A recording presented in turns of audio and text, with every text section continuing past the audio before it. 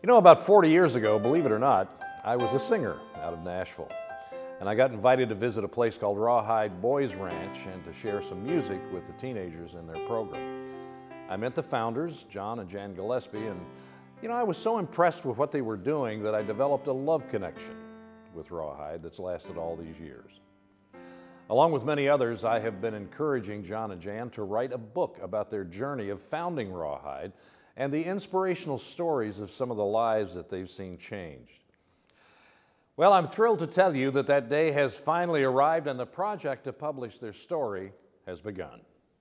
Let me tell you a little bit about the Gillespies. They met in a one-room country school where John was a second grader, Jan was the older woman in the third grade. They became best friends, childhood sweethearts, and have been married over 55 years. A few years into their marriage, something happened that changed the course of their lives. Jerry, a 13-year-old boy without a father, kind of wandered into the church all on his own and into a Sunday school class that John was teaching. And after the class, he asked if he could go home with John and Jan for the day. Well, he ended up staying for a year and a half. Now, they weren't planning to be foster parents, but John and Jan's hearts were open to Jerry moving in, and little did they know that that decision would lead to another 350 Jerrys coming to live with them in the years ahead. It was a busy time in our lives the day Jerry came to visit. I had just completed a tour in the Army as an officer in a combat engineer battalion. We had our first son and were building a land development business. Things were going well, but we were working long hours, and with college loans, money was tight. Jerry's mom came to our home that Sunday afternoon along with a suitcase of his clothes. As Jerry listened, she told us she had just remarried. Her new husband had given her 30 days to find another home for her son, and Jerry had come to our church to find a family to live with. She said, "Jerry is hoping he can live with you." It broke my heart to see Jerry listening to his mom and to imagine the pain that he was going through. John and I grew up in Christian homes with parents who were always bringing people in who needed a meal or a place to spend a few days.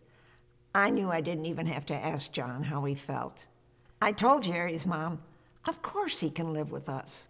Jerry ended up staying a year and a half, and we enjoyed him being a part of our family.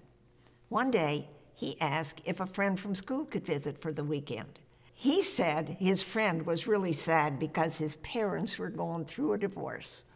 His friend came for the weekend and stayed a year. Early in our marriage, we chose as our life verse Proverbs 3, verses 5 and 6. Trust in the Lord with all your heart, lean not on your own understanding. In all your ways acknowledge Him, and He will direct your path.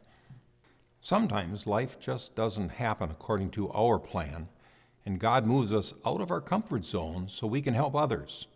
And when we do, it leads to a whole new direction for our life.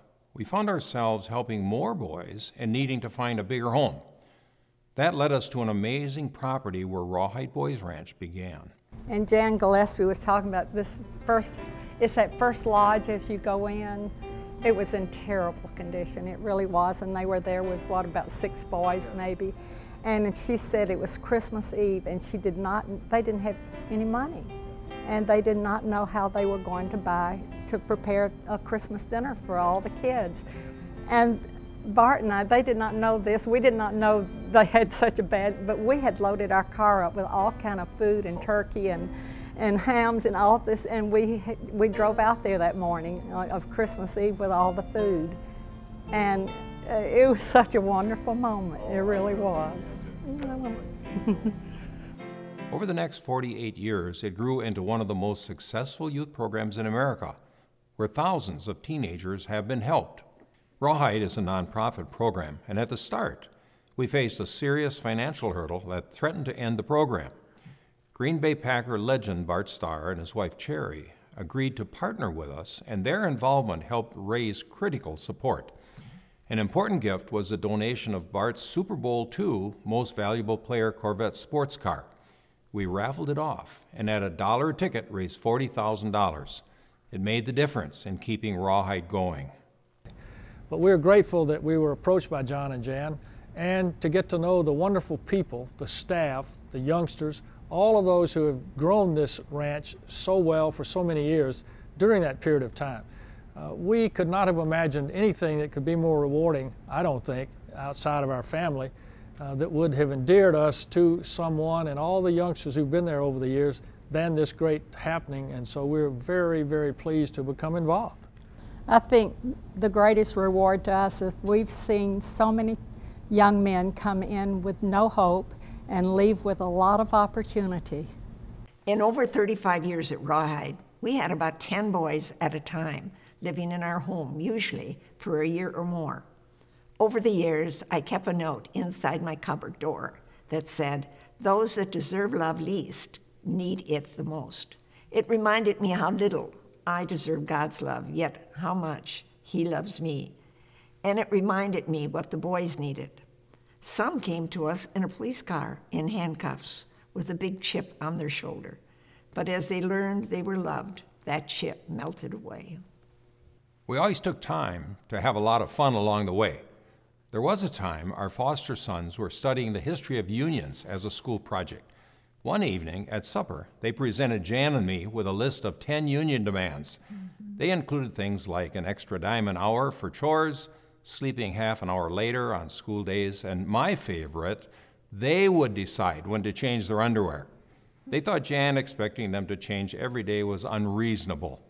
An attempt to negotiate initially failed, but through some creative diplomacy, an agreement was reached in 3 days.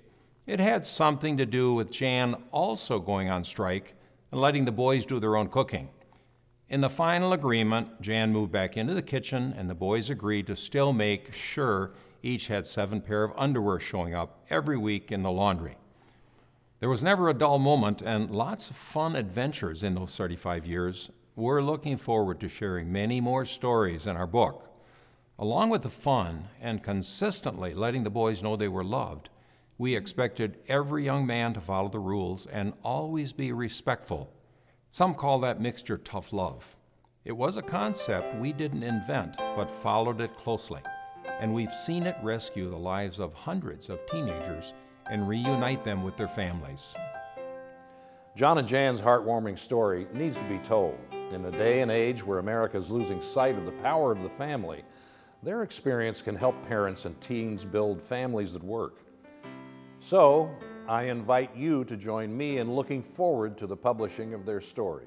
It has a targeted release in late 2013. So please visit their website, sign up for an advanced autographed copy, and while you're there, read the encouraging testimonials from folks like Wisconsin Governor Scott Walker, Hollywood movie producer Michael Seibel, and former U.S. Ambassador Mark Green, and of course, Green Bay Packer legend Bart Starr and his wife Cherry. I'm Chuck Woolery. Thanks for listening, and please keep John and Jan in your prayers as they work on this inspiring project.